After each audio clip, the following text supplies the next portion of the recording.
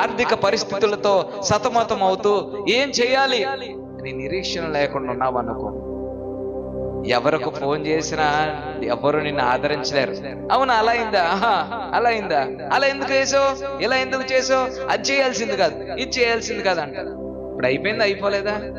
ఇప్పుడు మార్చగలం వెనకాల దగ్గరికి వెళ్ళి? అలా చేయాల్సింది కాదంటే ఏం చేయగలం? దాన్ని వెళ్ళి ఇప్పుడు మార్చి తీసుకురాగలం ఇక్కడికి?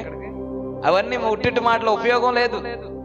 కానీ నువ్వు కళ్ళు మూసుకొని దేవుని దగ్గర తిరిగి, దేవుని వైపు తిరిగి ఆయన చేసిన ఉపకారాలన్నీ జ్ఞాపకం చేసుకో. పలానా రోజు, ఒకరోజు అనారోగ్యంతో నీ కుమారుడు కుమార్తె అలా పడి ఉన్నప్పుడు నువ్వు ప్రార్థన చేసినప్పుడు అనారోగ్యం నుంచి వాడు లేచి సంతోషముగా ఆరోగ్యం వచ్చిన దినాన్ని మర్చిపోకుండా, అయ్యా ఆ రోజు స్వస్థత ఇచ్చావు. పలానా పరిస్థితిలో నువ్వు బలహీనమైపోతున్న సమయంలో ఆ సమయాన్ని జ్ఞాపకం చేసుకో.